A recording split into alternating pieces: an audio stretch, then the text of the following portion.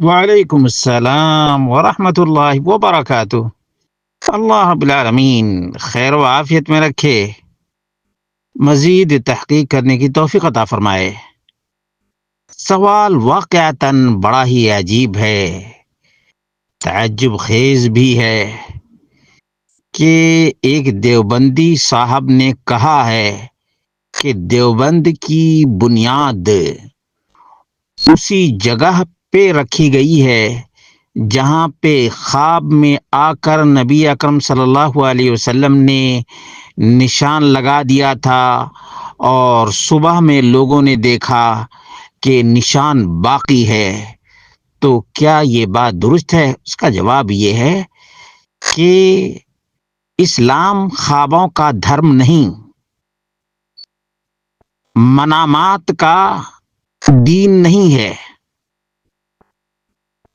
اس لیے دیوبندیوں کا اس بات پر واویلا کرنا کہ نبی کریم صلی اللہ علیہ وسلم خواب میں دارالعلوم دیوبند کی بنیاد کی نشاندہی کر دیے، وہ نشانی باقی تھی، یہ فراڈ، فریب، دھوکہ اور اس کے علاوہ کچھ بھی نہیں ہے۔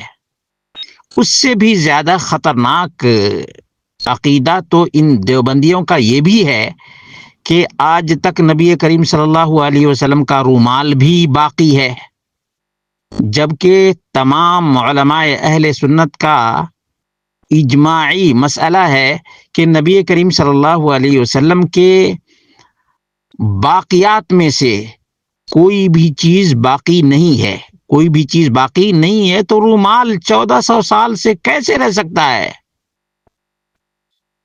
تیسری اہم بات بتاتا ہوں، وہ یہ ہے کہ جب دارالعلوم دیوبند میں حسابوں کا لوچا ہوا، لفڑا ہوا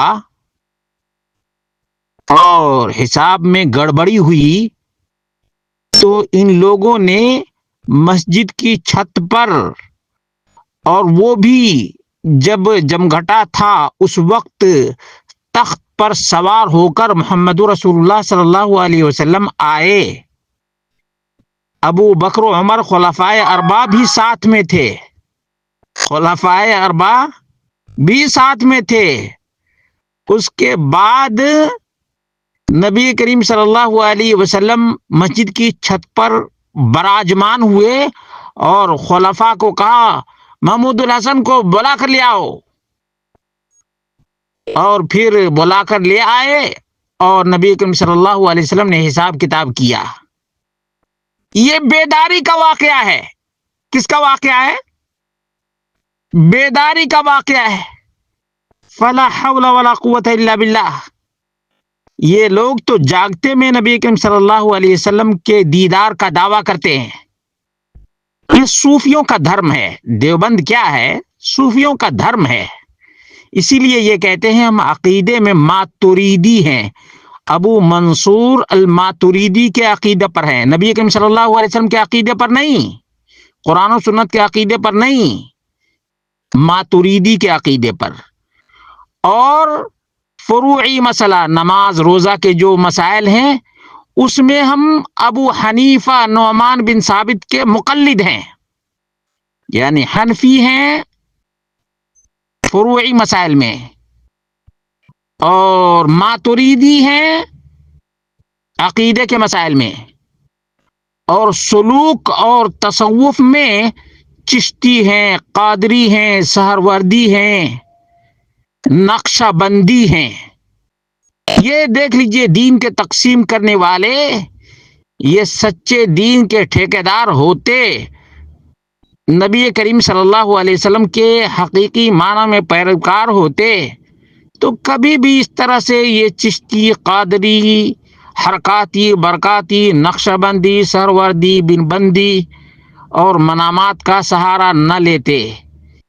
ان کے امام نے کہا ہے کہ جو اللہ رب العالمین کو اوپر نہ مانے وہ تو کافر ہے، اور یہ لوگ عقیدہ رکھتے ہیں، اور ان میں بھی کیا کہا جائے، یہ آدھا تیتر اور آدھا بٹیر ہیں۔ کچھ دیوبندیوں کا عقیدہ یہ ہے کہ اللہ کے رسول صلی اللہ علیہ وسلم ہر ایک کے دل میں ہے، جبکہ کچھ دیوبندیوں کا عقیدہ یہ ہے کہ اللہ رب العالمین ہر جگہ موجود ہے۔ یہاں تک کہ افسوس ہوتا ہے، افسوس کے ساتھ میں یہ ذکر کر رہا ہوں کہ ایک دیوبندی کے سامنے مٹھائی رکھی گئی تو اس نے انسان کی صورت میں مٹھائی کھا لی، اور پھر پاخانہ رکھا گیا تو خنزیر سور بن کر کے پاخانہ بھی کھا لیا، اور کہا کہ یہی اصل میں وحدت الوجود ہے۔ ابھی جو سن رہے ہیں نیٹ پر تو بہت زیادہ عام ہے، بڑے بڑے بابا ہندوؤں کے سادھو لوگ کہہ رہے ہیں کہ ہم بھی ایک ایشور کے ماننے والے ہیں، لیکن یہ سب چیزیں جن کو ہم کرشن مانتے ہیں، فلاں مانتے ہیں، ڈھیکا مانتے ہیں، یہ سب کیسے ہیں کہ جیسے دودھ میں پانی ڈال دو اور گھل مل جاتا ہے، اسی طرح سے ہمارا یہ عقیدہ گھل مل گیا ہے، اور اللہ ہی رحم کرے، اللہ ہی رحم کرے۔